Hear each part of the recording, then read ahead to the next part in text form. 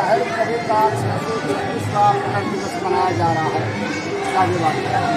तो इसके इनके समीरे बात हैं तो मुझे प्रेरणा कहाँ से मिली कबीर साहब का प्रकट दिवस मनाने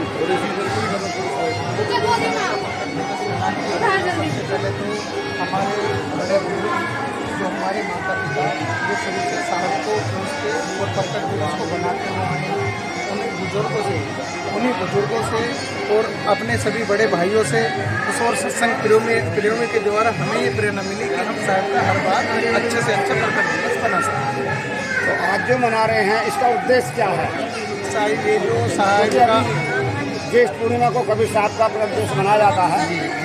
ये साहब प्रकट दिवस बनाने का उद्देश्य, हालांकि साहिब का प्रकट दिवस हमेशा ज्येष्ठ पूर्णिमा ही बनता है, पूरे महीने तक बनता है, क्योंकि एक ही समय में सब लोग नहीं बना सकते हैं, एक ही समय में इकट्ठे नहीं हो सकते हैं। तो साहिब का प्रकट दिवस का उद्देश्य मनाना हम लोगों का मन से ये इच्छा है कि हम साहब के जो श्लोक और साहब की जो वाणी है कि इस देश में ज़्यादा से ज़्यादा दूर से दूर पहुँचा सकें। तो कबीर साहब की प्रमुख शिक्षा क्या थी? कबीर साहब की प्रमुख शिक्षा सबसे पहले इंसानियत धर्म को जिंदा करना थी, जो कि इंसानियत धर्म सब धर्मों से पहले है। इसीलिए हम प्रकट दिवस बनाते हैं कि इंसान की मदद कर सके। धर्म तो हिंदू धर्म और भी बहुत धर्म है, लेकिन हमारे साथ शुरू से कहते हुए आए सबसे पहला धर्म है इंसान को मदद करना, इंसानियत को जिंदा रखना, सबसे पहला इंसानियत करना। उन्होंने समाज को क्या संदेश दिया साहिब कबीर ने? साहिब कबीर ने समाज को संदेश दिया, सबसे पहले तो कर्म, आदमी अपने कर्मों को अच्छा करे, अपने काम में या अच्छे जगह कर्मों को लगाए, अपने को साहब को समय सुबह शाम साहब का सिमरन करे, साहब का सिमरन करे और अच्छे से अच्छे, किसी को परेशान न करे, बुरा ना कर सके, अच्छा ना कर सके तो बुरा भी ना करे। यहाँ पर हम देख रहे हैं काफ़ी संत महंत आए हुए हैं, कहाँ से बुलाए आप? आगरा, मथुरा, राजस्थान, जयपुर, लगभग सभी जगह से आप जो हैं इस सत्संग के माध्यम से समाज को क्या संदेश देना चाहते हैं? मैं इस सत्संग के माध्यम से समाज को ये संदेश देना चाहता हूँ अपनी साहब की कृपा से कि इंसानी धर्म को जिंदा रखे जाए, इंसान के काम आए। सबसे पहले इंसानी धर्म को जिंदा रखना सबसे बड़ा धर्म। धन्यवाद साहिब। और इस कार्यक्रम को, सुंदर कार्यक्रम को कराने वाली इस संगत जो महासभा है, पिछले साल यही सामने सड़क के उस पार अग्रसेन भवन में आपने किया था और गुरु महाराज की कृपा से इस बार आपने इसको 2 स्टार से 5 स्टार में बदल दिया। इसके लिए बहुत बहुत आपको साधुवाद है।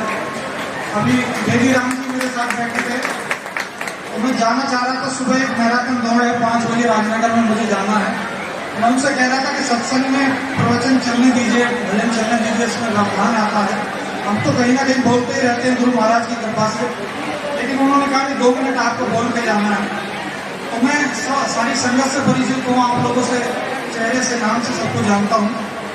और बस मैं इतना ही कहूँगा कि हमारे गुरु महाराज, बहुत सारे साथी जानते हो कि ब्रजघाट में हमारा आश्रम है, अभी 2 साल पहले उनका निर्माण हुआ और वो कहते थे कि बड़े सरल शब्दों में वो कहते थे कि सत्य बोलो और शुद्ध खाओ।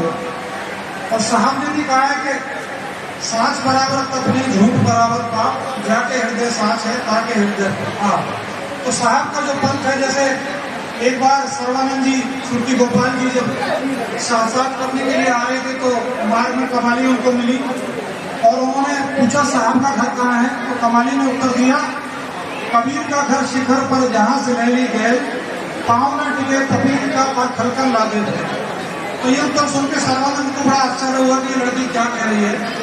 उसका कहने का भावार्थ यह था कि साहब का जो घर है वो शिखर पे है और वहाँ जो डगर है चलने वाली वो इतनी चिकनी है कि कबीर का चींटी का पाँव भी फिसल जाए, और वहाँ ये व्यक्ति खच्चरों पर, बैलों पर किताबें लाद के ले जाना चाहता है। तो देखिए साहब का बड़ा सरल मार्ग है, सहज मार्ग है। और आप हम सब गुरु महाराज की कृपा या पूर्व जन्म का कोई ऐसा कर्म है जो इस पंथ पर, इस मार्ग पर हम चल रहे हैं।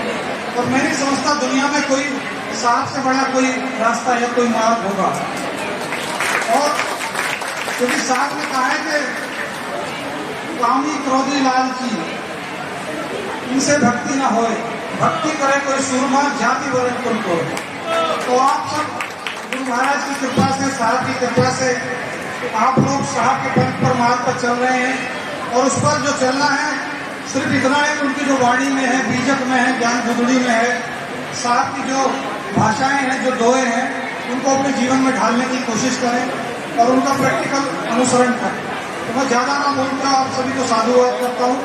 मुझे आपने जो सम्मान दिया, स्वागत दिया, ऐसी उम्मीद रखूंगा कि आपके आशीर्वाद से एक दिन किसी पद पे पहुंचा तो जरूर साहब की कोई प्रतिमा, साहब का कोई पार्क या साहब का कोई नामकरण जरूर कराऊंगा। इसी के साथ आप सभी को साहब बहुत बहुत धन्यवाद।